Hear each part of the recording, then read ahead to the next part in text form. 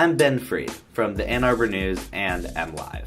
We knew there would be some questions about these rankings when they were released, so I'm going to take you behind the scenes of Bridge Magazine's academic state champs. We begin with test scores, and we mean a lot of test scores. Bridge looked at every statewide test taken by students in 3rd through 9th grades and 11th grade for the last 3 years.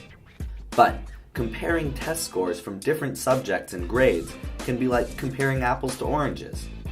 As you can see here, even just within MME scores, there's a wide variety of proficiency levels depending on the subject. So it's not fair to say results from any 2 tests mean the exact same thing. To correct this, a process called normalization was used, which makes the state average for every test a 100. Scores above average are now greater than 100, while scores below average are in the 90s or even further down.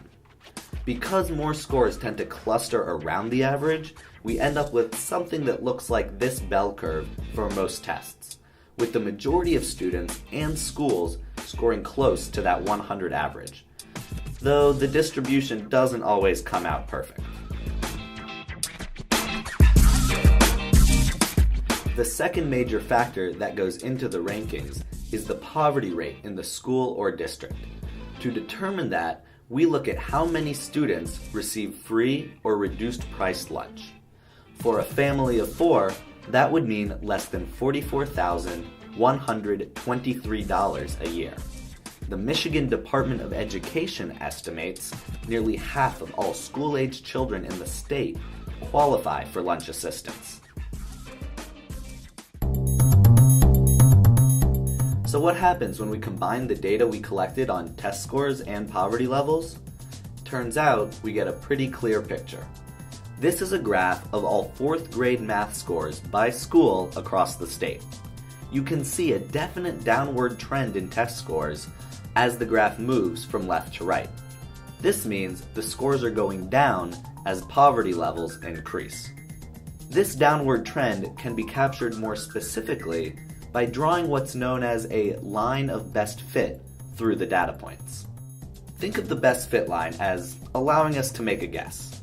If you told me a school's poverty level, I should be able to use that line to tell you what its test scores should be. Once this line is drawn, Bridge can start to compile its rankings. Remember how each of those dots represents one school? Now, a dot that's on the yellow best fit line is the new 100.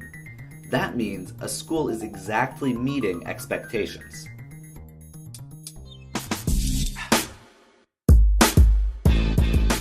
Here, you can see the school in the upper right-hand corner had similar test scores to the one in the upper left. But its score in our rankings will be much higher because the difference between its achievement and expected achievement, represented by those red dotted lines, is so much greater. The further from that yellow line of best fit a school is, the closer it will find itself to the top or the bottom of the rankings.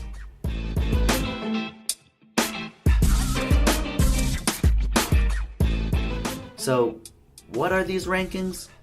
Put simply, we're examining which schools across the state most dramatically overperformed or underperformed on their test scores based on expectations dictated by poverty levels. For MLive, the Ann Arbor News, and Bridge Magazine, I'm Ben Fried.